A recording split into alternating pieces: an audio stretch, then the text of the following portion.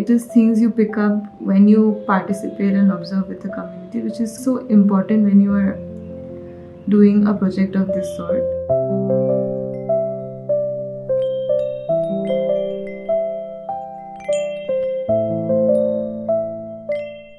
Hello everyone, I am Kasturi. I am an artist, illustrator from Assam. I was a part of the 2025 cohort of the Forgotten Folklore Fellowship. One of the most important things I learned during the fellowship was that there is no one dominant narrative or story that is to be told from the region that you're working on. When I first went to the field, I thought that I would just collect stories and begin to write. But soon I realized that stories doesn't come to you that easily. Stories come to you when the people and community around you begin to trust you. Hi, my name is Tashi Shepa. I come from a very beautiful Himalayan state of Sikkim. As a former TFFP fellow, as a writer.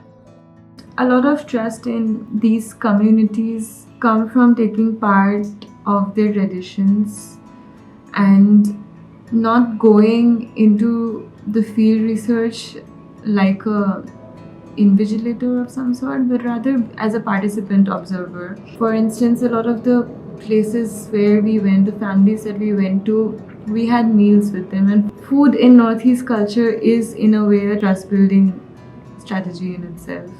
The research that happened in the field was not really constrained by the definition of what you would understand research to be, but rather it is things you pick up when you participate and observe with the community, which is important when you are doing a project of this sort. Hello, I am Arban Mathur and I joined the Forgotten Folklore Project Fellowship as a freelance illustrator. For my research, I looked through photo and video references of the dance performance, the environment, the surrounding, the community, their people and their attire, the village houses and their interiors. Most of these references were shared by the author, and some of them were gathered through online galleries, YouTube videos. I also read online articles and had discussions with the author on these things. And these references really helped me in the next stage of the project, and that is the illustration process. The tools I mostly used in the fieldwork were notebook and pen to jot down important points, and mostly my device to record, take videos, take pictures for the documentation process. If you are taking photos, which you should as an illustrator who will have to eventually illustrate, take a lot of visual references, but at the same time, if it is someone's home or someone's backyard or family, then you need to get the consent of the people who are living there before clicking a photo of anything. You cannot invade someone's privacy in the name of research. That would be incredibly wrong and unethical. Whenever you are in the field, always respect somebody's privacy, and please do not forget to take a consent before starting your work, especially when it involves a child. Please take a prior consent from the guardian or parents. And we would have suggestions for improvements before moving from one stage to the next.